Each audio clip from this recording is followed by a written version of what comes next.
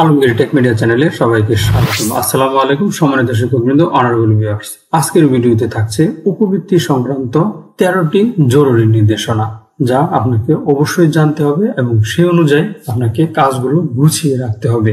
আশা করছি ভিডিওটি শেষ পর্যন্ত দেখবেন। তো চলে যাচ্ছি মূল টিউটোরিয়ালে।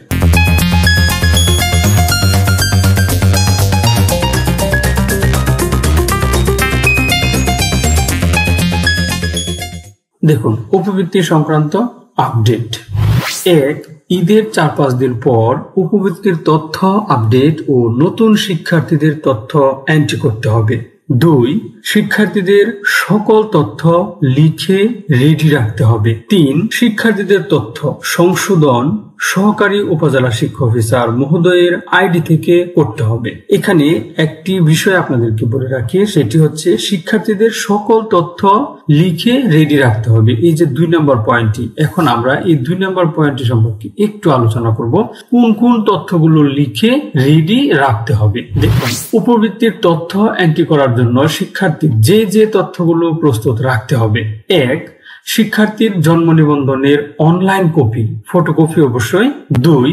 উপবৃত্তির সুবিধাভোগীর মা বাবার এনআইডি এর ফটোকপি। এখানে দেখুন, মা বাবার এনআইডির ফটোকপির ক্ষেত্রে যদি একজনের এনআইডি হয় আর একজনের জন্ম নিবন্ধন হয় তাহলে কিন্তু চলে যাবে, বা একজনেরও যদি এনআইডি থাকে তাহলেও কিন্তু আমরা সেখানে এন্ট্রি করতে পারি। বিগত দিনগুলোতে আমরা সেটাই দেখে আসছি।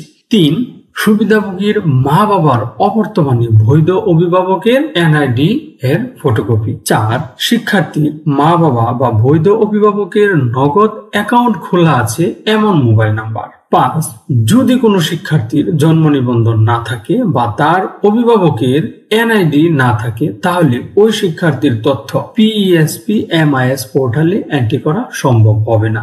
এমন কোন শিক্ষার্থী যদি বিদ্যালয়ে থেকে থাকে তাহলে প্রধান শিক্ষক এবং সহকারী শিক্ষক মহোদয়গণ অতি দ্রুত ওই শিক্ষার্থীদেরকে এই মেসেজটি পৌঁছে দিতে হবে, কারণ পিইএসপি এমআইএস পোর্টালে যদি এন্ট্রি করা না যায় তাহলে ওই শিক্ষার্থী উপবৃত্তি পাবে না। আশা করছি বিষয়গুলো বুঝতে পেরেছেন।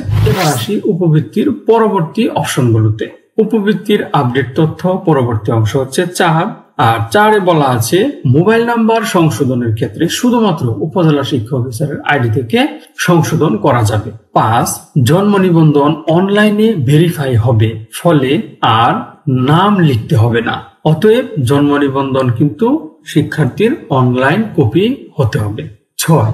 ক্লাস্টার ও উপজেলা পর্যায়ে স্কুল ভিত্তিক যাচাই ও অনুমোদন করতে হবে। 7.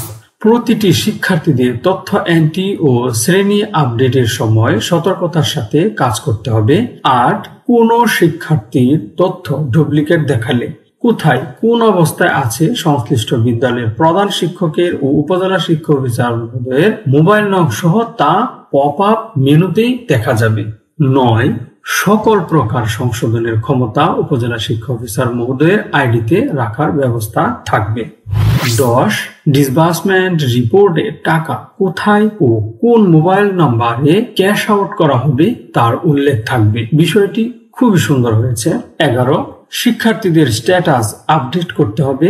কোন শিক্ষার্থী কেজি স্কুল বা মাদ্রাসায় গেলে ট্রান্সফারকরণ করে রাখা কোন শিক্ষার্থীর তথ্য না পাওয়া গিয়ে থাকলে নিষ্ক্রিয় করে রাখতে হবে।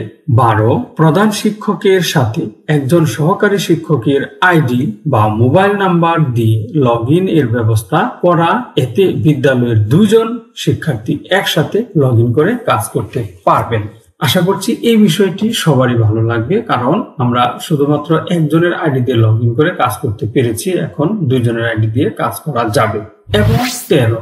স্ট্যান্ড বাই লগ ইন 1 ঘন্টার ব্যবস্থা করা হবে, অর্থাৎ লগ ইনের 1 ঘন্টার মধ্যে অটোমেটিক সেখান থেকে লগ আউট হবে না।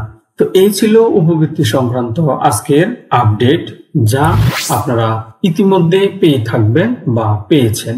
যদি ভিডিওটি আপনার উপকারে এসে থাকে তাহলে চ্যানেলটি সাবস্ক্রাইব করে রাখবেন, ভিডিওতে লাইক করবেন, কমেন্টস করবেন এবং শেয়ার করে অন্যকে দেখার সুযোগ করে দিবেন। ভালো থাকবেন, সুস্থ থাকবেন এবং নিরাপদে থাকবেন। ধন্যবাদ সবাইকে।